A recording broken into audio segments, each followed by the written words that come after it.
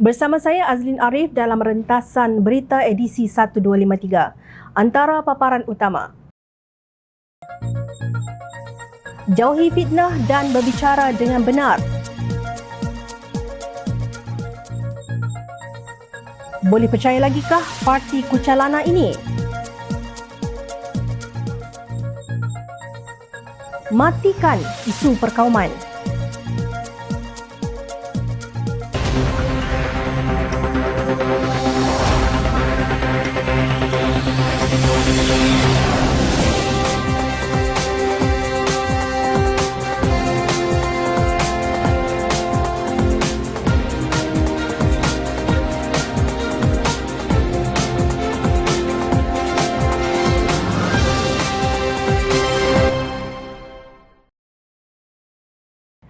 Assalamualaikum dan salam sejahtera.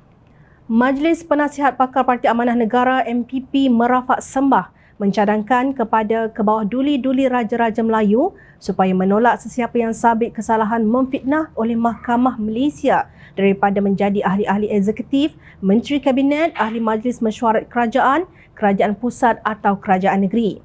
Tindakan sebegini akan menjadi deterrent factor yang kuat untuk menunjukkan rasa benci Raja-Raja Melayu terhadap amalan memfitnah, kata Pengerusi MPP Penasihat Umum Amanah Datuk Seri Ahmad Awang dalam satu kenyataan.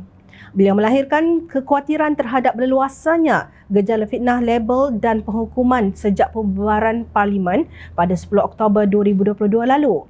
MPP amat khawatir dan tidak senang dengan sikap dan tindakan sesetengah pihak individu dalam parti politik tertentu yang mengambil kesempatan untuk menabur fitnah, pelabelan dan hukum hakam yang boleh menyebabkan kekeliruan dan permusuhan. MPP amat cakna dengan firman Allah Subhanahu Wa Taala dalam surah Al-Baqarah ayat 191 dan surah An-Nisa ayat 9 yang menuntut supaya menjauhi fitnah dan berbicara dengan kata-kata yang benar, kata Ustaz Ahmad. Beliau berkata amat tidak wajar pihak yang berkenaan mengamalkan sikap akhlak tercela seperti ini. Pertama, memfitnah tokoh-tokoh saingan politik dengan tuduhan yang liar tanpa bukti. Kedua, mempertikai keislaman dan keimanan saingan politik dengan label-label seperti anti-Islam, liberal, tidak beriman dan mempromosi homoseksual. Ketiga, mengugut penyokong parti politik saingan sebagai ahli-ahli neraka. Dan keempat, memfitnah parti politik tertentu sebagai pro-komunis tanpa berani mengeluarkan bukti hatta sekalipun membuat laporan polis. Justru, menurut Ustaz Ahmad, MPP akan mengambil tindakan tegas berhubung perbuatan yang terlarang di sisi Islam ini. MPP dengan komitmen yang teguh berasaskan pegangan dan kefahaman Islam yang benar dan demi menjaga kemurnian ajaran Islam dan kemakmuran hidup beragama di negara tercinta ini menegaskan bahawa pilihan raya adalah medan demokrasi untuk membolehkan rakyat memilih pemimpin yang terbaik di kalangan pilihan-pilihan yang ada. Sewajarnya pemilihan ini berasaskan semangat fastabiqul khairat dan contestation of visions and ideas secara positif, jelasnya. MPP juga pendirian pilihan raya bukan medan untuk saling mengaibkan dan fitnah-memfitnah. Perlu diingatkan seluruh manusia diikat dengan persaudaraan iman dan persaudaraan insan. Memfitnah adalah satu dosa besar, ujar beliau. Ustaz Ahmad menegaskan sebagai komitmen amanah untuk mendidik ahli-ahli parti dan seluruh rakyat Malaysia tentang kebejatan perbuatan fitnah, maka parti tersebut akan mengambil tindakan disiplin seperti menggantung keahlian atau memecat terhadap mana-mana ahli yang sabit melakukan fitnah oleh Mahkamah Negara ini. Beliau juga menyeru seluruh pengundi agar tidak mengundi sesiapa sahaja calon pilihan raya umum ke-15 yang pernah disabitkan atas kesalahan memfitnah oleh mana-mana mahkamah di Malaysia. Bagaimanapun, beliau tetap mendoakan yang baik-baik sahaja kepada mereka yang telah terperangkap di jalan yang sesat itu. Kami mendoakan agar seluruh rakyat Malaysia diberikan hidayah oleh Allah Subhanahu Wa Taala untuk memilih pemimpin yang terbaik, berintegriti dan prihatin rakyat untuk memacu kemakmuran hidup rakyat seluruhnya. Kami juga mendoakan seluruh rakyat menjalankan tanggungjawab kenegaraan dengan tenang dan sabar. Semoga Malaysia menjadi negara yang lebih berjaya, aman dan makmur serta diridai Allah, tegas Ustaz Ahmad. Malangnya fitnah di zaman edan ini bukan hanya dilontarkan kepada individu tetapi kepada institusi Islam demi memburukkan pemimpin parti tertentu. Terkini, tabung haji difitnah kononnya memberi kontrak untuk membangunkan aplikasi T-Hijari Biz kepada syarikat Cyber Village Sdn Bhd yang didakwa diterajui oleh Tony Phua pada Disember 2019. Ketika itu beliau adalah pembantu Menteri Kewangan Lim Guan Eng, sedangkan Tony Phua sudah melepaskan pegangannya di syarikat tersebut sejak 2006 lagi. Menurut Tony Phua, Badrul Hisham Shaharin daripada Perikatan Nasional cuba menghasut orang ramai khasnya umat Islam terhadap DAP dan Pakatan Harapan. Tabung haji bukan badan berkanun persekutuan di bawah naungan Kementerian Kewangan dan kementerian itu tidak terbabit dalam urusan tabung haji semasa pentadbiran PH. Bagaimanapun, kata Tony Phua, terdapat satu pengecualian apabila Kementerian Kewangan menyuntik dana sebanyak 17.9 bilion ringgit bagi menyelamatkan tabung haji. Ketika itu, Menteri Hal Ehwal Agama ialah Naib Presiden Amanah Datuk Seri Dr. Mujahid Yusof Rawak. T-Hijari diperkenalkan pada Februari 2020, sejurus sebelum Kerajaan Langkah Sheraton tebuk atap merampas kuasa dan menjatuhkan Kerajaan Pakatan Harapan. Untuk rekod, pada 15 Disember 2021, Timbalan Menteri di Jabatan Perdana Menteri Hal Ehwal Agama, Datuk Marzuq Syari mengucapkan tahniah kepada tabung haji di atas inisiatif membina aplikasi T-Hijari Biz yang memudahkan majikan dan pekerja untuk simpanan haji. Portal baru T-Hijari Biz ini merupakan satu kelegaan buat para majikan kerana ia membolehkan mereka melakukan urusan potongan gaji walaupun ketika bekerja di rumah. Kaki tangan yang menyimpan di akaun tabung haji juga akan berasa lebih terjamin kerana pengkreditan ke akaun tabung haji mereka kini lebih cepat dan pantas. Saya amat menghargai inisiatif TH dalam mewujudkan T-Hijari Biz yang begitu besar manfaatnya kepada ummah, katanya dalam satu kenyataan. Masa itu tidak timbul soal siapa yang mendapat kontrak untuk membangunkan platform terbaru T-Hijari Biz ini. Menurut sumber, tabung haji memiliki proses tender dalam sistem perolehan yang mana hanya kontraktor yang paling tinggi markah teknikalnya dan memenuhi kepentingan organisasi akan terpilih. Sehingga hari ini belum lagi kedengaran suara Menteri Agama dan timbalannya yang kedua-duanya pemimpin PAS mempertahankan tabung haji yang dahulu dipuji kerana memiliki T-Hijari Biz. Jom channel bersetuju dengan Ustaz Ahmad Awang. Jauhi fitnah dan berbicara benar walaupun pahit. Pada Selasa 15 November 2022, 2.30 petang, Setiausaha Agung PAS, Datuk Seri Taqiyuddin Hassan mengeluarkan kenyataan di Facebook PAS Pusat menyatakan bahawa laporan media yang menyebut Perikatan Nasional dan Barisan Nasional mungkin bekerjasama selepas pilihan raya umum ke-15 tidak berbangkit. Saya ingin tegaskan di sini bahawa kenyataan saya telah diambil di luar konteks dan tajuknya juga adalah mengelirukan pengundi, katanya. Sebaliknya, beliau yakin Perikatan Nasional akan memenangi pilihan raya umum kali ini. Saya ingin tegaskan di sini bahawa saya berkeyakinan penuh PN akan dapat membentuk kerajaan secara bersendirian dan Perdana Menteri adalah daripada Perikatan Nasional. Dengan kenyataan yang jelas ini, maka sebarang kenyataan berhubung kerjasama dengan BN tidak berbangkit dan kami di PN berkeyakinan akan membentuk kerajaan bersendirian selepas PRU 15, tegasnya. Sebelum ini, hampir semua media di negara ini memetik kenyataan beliau bahawa PN sedia bekerjasama dengan BN dan membentuk kerajaan campuran selepas pilihan raya umum ke-15. Keutamaan pertama kami ialah BN. Walaupun tiada perbincangan diadakan sepanjang tempoh berkempen ini, saya yakin BN akan menerima membentuk kerajaan dengan PN. Ada perbincangan sebelum ini tetapi walaupun kita tidak dapat bekerjasama sekarang, kita ada cakap mungkin kita boleh bekerjasama selepas PRU 15. Katanya selepas ceramah di Kampung Kubangkiat, Kota Baru pada malam Isnin dipetik pelbagai media. Bagaimanapun, kenyataan Taqiyuddin itu disangkal oleh Pengerusi Perikatan Nasional Tan Sri Mahyadin Mat Yassin. Tujuan Perikatan Nasional bertanding dalam PRU 15 adalah untuk membentuk kerajaan tanpa perlu bergabung dengan Barisan Nasional atau Pakatan Harapan. Saya sebagai Pengerusi Perikatan Nasional tidak pernah memberi mandat kepada Datuk Seri Taqiyuddin Hassan, Setiausaha Agung PAS untuk berunding dengan Barisan Nasional bagi tujuan membentuk kerajaan selepas PRU 15, ujarnya. Namun, hasrat bergabung dengan Barisan Nasional itu belum lagi benar-benar tiada dalam pemikiran calon PAS Parlimen Kota Baru itu. Pada petang itu, jam 3.54 petang, Sinar Harian melaporkan bahawa Taqiyuddin berkata pendirian PAS jelas jika diminta untuk bergabung, maka parti itu akan memilih BN. Mana-mana parti yang mendapat majoriti mudah minimum 112 kerusi pada PRU15 nanti, parti itu akan menubuhkan kerajaan sendiri. Tetapi jika sebaliknya, akan ada parti bergabung untuk membentuk kerajaan. Oleh sebab itu, PAS perlu bergabung dan pilihan adalah dengan BN, katanya seperti dipetik. Menurut laporan, Taqiyuddin menjelaskan kenyataannya pada Isnin berkait PN dan BN mungkin bergabung membentuk kerajaan selepas PRU15 sepatutnya adalah merujuk kepada parti PAS dan bukannya PN. Saya tidak mempunyai autoriti untuk mengeluarkan kenyataan bagi PN. Saya bercakap atas kapasiti sebagai Setiausaha Agung PAS.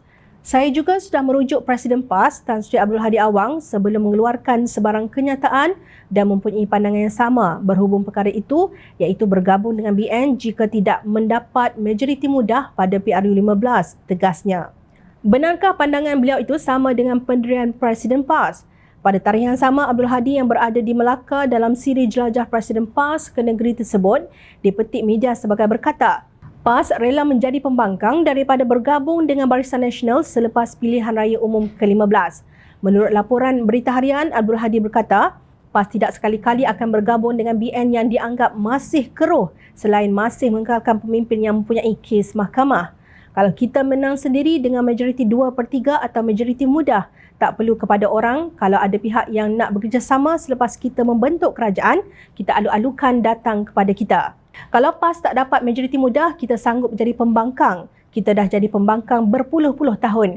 Kita tak mahu kerajaan yang tak bersih. Bagaimanapun, jika ada pemimpin UMNO bersih, itu cerita lain. Pendirian PAS masih sama, kita berprinsip kita bukan parti hanyut, tegasnya.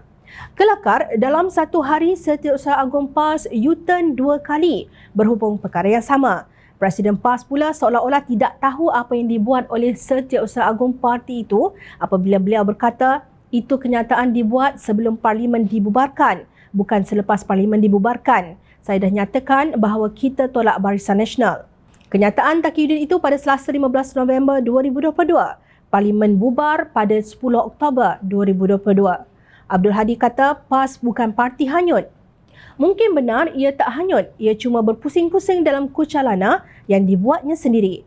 Bolehkah kita letakkan masa depan negara di tangan pemimpin seperti ini? Tukar Melayu yang jahat dengan Melayu yang baik, kata Timbalan Presiden Amanah Datuk Seri Salahuddin Ayub. Negara kita dalam bahaya. Beliau mengaku negara dikuasai oleh orang Melayu tetapi Melayu seperti mereka tidak boleh diterima lagi. Menurut beliau, Datuk Seri Najib Razak dan Datuk Seri Zahid Hamidi adalah Melayu. Tetapi kita tidak mahu Melayu seperti ini kerana kita ada maruah, kita ada muka, kita ada pegangan yang sama. Fight untuk rakyat Malaysia. Beliau berkata demikian semasa berkempen di Pulai Johor. Mungkin sudah tiba masanya rakyat Malaysia bangkit dan sedar bahawa isu perkauman yang dibawa oleh sesetengah ahli politik sudah tidak lagi relevan untuk dijadikan kayu ukur pengundi di Malaysia. Apa yang penting adalah merit, kredibiliti dan integriti seseorang pemimpin tidak kira perbezaan dari sudut kaum, agama, latar belakang dan status, katanya. Menurut beliau, memanaskan isu perkauman adalah sangat berbahaya bagi masyarakat Malaysia yang berbilang kaum. Saya yakin pengundi baharu dan pengundi di Pulai cakna tentang keburukan memainkan isu perkauman yang hanya menyebabkan pecah belah antara kaum dan agama yang berbeza. Kami di Pakatan Harapan hanya mengangkat pemimpin yang mementingkan keseimbangan dan keharmonian kaum dan agama bagi memastikan perpaduan negara Malaysia terjamin, tegasnya. Beliau menegaskan isu perkauman hendaklah dimatikan segera. Pendirian yang sama turut disuarakan oleh calon Pakatan Harapan di Parlimen Setiawangsa, Zahir Hassan. Taktik kuno dan lapuk menggunakan isu perkauman serta ancaman agama dalam kempen pilihan raya umum ke-15 perlu dihentikan serta-merta, katanya. Menurut Zahir, taktik sebagaimana digunakan oleh BN dan PN itu tidak membawa apa-apa kemajuan kepada minda rakyat mahupun menambah baik prestasinya. Sepatutnya negara kita perlu ahli politik yang lebih matang dan waras. Kita perlukan ahli politik yang lebih bertanggungjawab, terbuka demi membawa Malaysia ke tahap lebih tinggi, ujar beliau di Petik Suara Keadilan. Ahli politik berfikiran sempit seperti ini perlu dihentikan, katanya merujuk kepada ucapan Ketua Pemuda PAS Ustaz Muhammad Syahiful Muhammad Nasir yang tular di media sosial. Dalam video berkenaan, Muhammad Syaiful menyeru supaya mengundi Perikatan Nasional kerana barang siapa yang mengundi Pakatan Harapan dan Barisan Nasional akan masuk neraka. Kemarin, Timbalan Presiden Keadilan Rafizi Ramli membuat laporan polis di IPD Ampang Jaya. Saya ucap terima kasih kepada polis kerana pegawai penyiasat telah pun merakam kenyataan terus untuk dihantar ke Bukit Aman kerana saya dimaklumkan dalam laporan media sebelum ini telah ada kertas siasatan terhadap kedua-dua kandungan. Satu kandungan, Ketua Pemuda PAS menyatakan undi BN dan PH masuk neraka. Satu lagi, kandungan video yang tular oleh seorang pelakon isu kafe harbi. Memang ada kertas siasatan. Saya dimaklumkan bahawa setiap kawasan ada pasukan polis siasat kes pilihan raya, sebab itu terus diproses dan saya beri keterangan penuh, tunjukkan bukti dan sebagainya, katanya lapor Suara Keadilan. Menurut Rafizi, beliau dimaklumkan kes berkenaan disiasat di bawah 3 akta iaitu Kanun Keseksaan 504, Akta Komunikasi dan Akta Pilihan Raya Seksyen 4(A) mengenai ucapan dan kandungan yang menimbulkan kemarahan dan ketenteraman yang mengancam Melayu dan bukan Melayu. Maksudnya, semua calon tak baca Akta Pilihan Raya buat kenyataan berkenaan perkauman. Kalau baca Akta Pilihan Raya, benda ini tak berlaku, terutama kandungan ugut, beri gambaran sembelih dan sebagainya, tegas Rafizi. Beliau selaku pengarah pilihan raya keadilan itu menasihatkan agar calon dan penyokong yang berkempen tidak membuat kandungan media sosial atau berucap melanggar Akta Pilihan Raya. Rafizi juga memberi amaran akan bertindak terhadap mereka yang melanggar peraturan pilihan raya berhubung isu sensitif. Saya harap kita jangan buat sebarang kandungan yang menyentuh sensitiviti. Pasukan peguam dari keadilan akan menyemak balik semua kempen calon lawan yang melanggar peraturan pilihan raya. Kalau ada kesalahan yang dilakukan lawan kami, kita akan membuat laporan ke pihak Suruhanjaya Pilihan Raya. Jika ada asas yang kukuh, kalau perlu bawa ke mahkamah, kami akan bawa. Semua calon perlu memahami Akta Pilihan Raya dan tidak membenarkan kandungan perkauman. Calon-calon kalaupun mereka menang tetapi kempen mereka berbaur perkauman, kami tidak akan teragak-agak bawa ke mahkamah kerana telah langgar Akta Pilihan Raya, tegasnya. Adakah jika tidak membangkitkan isu perkauman, Pakatan Harapan akan kehilangan sokongan orang Melayu? Adakah dengan wirid DAP Cina Komunis, Melayu akan berbondong-bondong menyokong Perikatan Nasional? Tidak. Menurut kajian Landscape Persepsi Rakyat Malaysia menjelang PRU15 yang dibentangkan oleh Pengerusi Eksekutif Institut Darul Ehsan, Profesor Dr. Muhammad Rizwan Osman pada Selasa 15 November 2022, isu yang menjadi kerisauan ialah kenaikan harga barang 43.6%, ketidakstabilan politik negara 18.7% dan penyelewengan dan rasuah 10.75%. Sementara itu, kerisauan tentang hak Melayu dan Islam cuma 6.6%. Dapatan tersebut menunjukkan rakyat tidak melihat perkara berkaitan perkauman seperti hak Melayu dan Islam sebagai satu yang membimbangkan. Maknanya pemimpin dan penyokong mereka yang membangkitkan isu perkauman hanyalah umpama langau yang mengurung sampah sahaja. Rakyat di zaman milenium takkan bodoh mahu disajikan dengan sampah lagi. Ini kerana rakyat bijak sentiasa memerhati. Teruskan bersama kami di Jom Channel dan layar reporterjomchannel.net untuk mendapatkan berita politik tanah air. Saya Azrin Arif, terima kasih. Assalamualaikum dan salam sejahtera.